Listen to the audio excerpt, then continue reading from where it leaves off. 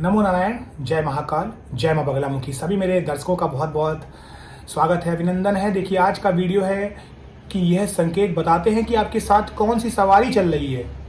कौन सी सवारी चल रही है? आप में से बहुत से लोगों के दिमाग में ये क्वेश्चन आता होगा कि मुझ पे हनुमान जी आ रहे हैं, माँ काली की कृपा है, या फिर श्री कृष्ण भगवान की कृपा, या किसी भी देवी देवता की कृपा है। मुझे बहुत से ऐसे भी डीएम आते हैं कि मैं पूजा तो कृष्ण भगवान की करती हूँ, लेकिन सपने में तो महादेव दिखते हैं।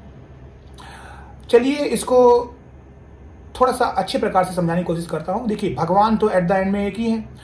33 कोटि देवी देवता हैं। 33 कोटि का मतलब 33 करोड़ नहीं होते हैं, 33 प्रकार होते हैं। चलिए, तो 33 कोटि जो प्रकार के देवता हैं, उनके बहुत अलग अलग रूप हैं और सभी की अलग अलग प्रकृति है। किसी के अंदर संहारक शक्ति है, किसी के अंदर प्रजनन शक्ति है, किसी के अंदर पालन की शक्ति है, कोई ऊर्जा देता है। तो आपने अपने मन मुताबिक किसी भी देवता को चूज किया हो। देखिए, देवता को चूज करने के बहुत सारे तरीके होते हैं, लेकिन आप में से बहुत से लोग, मैं 100% इस बात की गारंटी दे सकता हूं कि इसके कारण आपने चूज किया है यूट्यूब, टीवी, आपने कई सारे सीरियल देखे, उनकी शक्तियां देखी। तो आप में से जो खास करके जो युवा लोग हैं, बिल्कुल नीचे के एकदम, वो उनको देख के कि अरे इनके अंदर पावर ज्यादा है, इनको ले लो, ऐसा नहीं।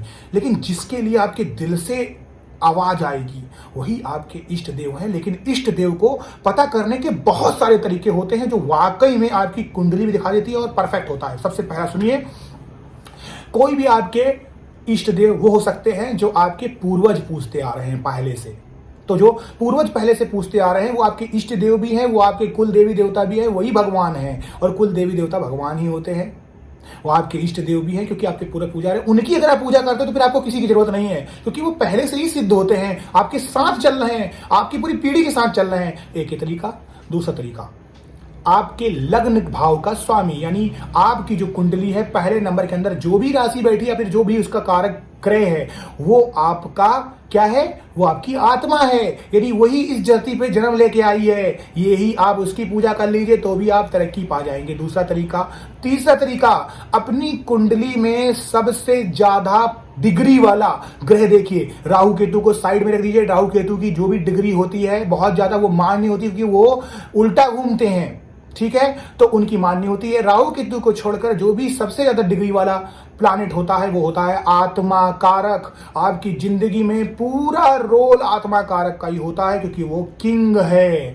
तो उसकी आप पूजा पाठ करेंगे, उनसे संबंधित भगवान की पूजा पाठ करेंगे तो 100% आपको फायदा होगा।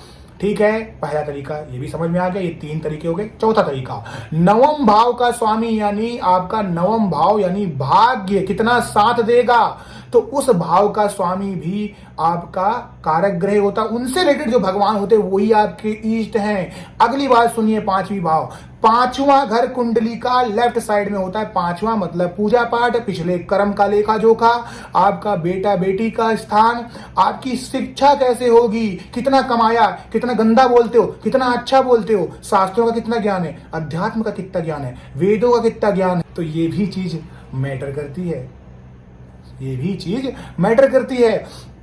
कहने का मतलब यह है कि आप कितना पढ़ाई करे हुए हैं, है ना, कितना आपने पढ़ाई की हुई है और कितना आपके काम आने वाला है, ये मैटर करता है, इसमें कोई शक नहीं है।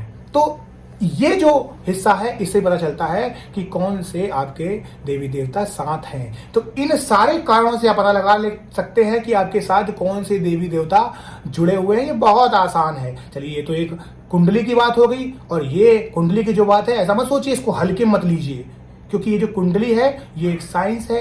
ये पिछले समय से चला आ रहा है, ये हमारे बहुत समय से चला आ रहा है। चाहे वो पराशर पद्धति हो, या नाड़ी पद्धति हो, केपी एस्ट्रोलॉजी हो, बृहदहोरा हो, कोई भी पद्धति हो, सब पुराने शास्त्रों के समय से ही चले आ रहे हैं। तो कोई ये मॉडर्न तरीका नहीं है, ठीक है, ये शास्त्रों में ही लिखा हुआ है। ये सब सच बताता है कि कौन से भगवान आपके साथ जुड़े हुए हैं। लेकिन इसके अलावा भी अगर आपको कोई भगवान बार बार सपने में दर्शन दे रहे हैं, हर बार, ऐसा नहीं कि आप सोचते हैं तो उनके दर्शन जा रहे हैं, लेकिन बार बार वो आपसे कुछ कहते हैं, तो सब देवताओं को आप साइड में रख दीजिए, उनकी पूजा करिए। वो आपको दिखाना चाहते हैं मेरी पूजा करो या करिए, तो आप करिए, इसमें क्या प्रॉब्लम है।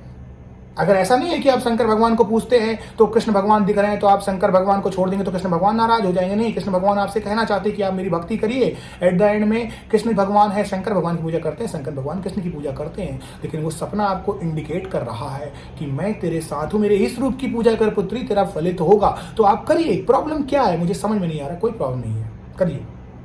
जो आपको सपना दर्शा रहा है आप कर सकते हैं, कोई भी प्रॉब्लम नहीं है। एक मुझे कमेंट आया था, नाम मैं डिस्क्लोज नहीं करूंगा, कमेंट आया था कि कोई भी ऐसे लेडी जाती है मैं तुम्हारी राजमाता हूँ, मैं तुम्हारी राजगुरु हूँ। देखिए ये सब चीज़ों में फोकस मत करिए, मैं यहाँ पर केवल भगवान की बात कर रहा हूँ। अगर कोई भगवान आपसे कहते हैं कि आपको मेरी साधना करनी चाहिए तो उसी समय दुनिया को सब छोड़ दीजिए, सारी मोह माया छोड़ दीजिए, जुड़ जाइए, पूजा कर डालिए।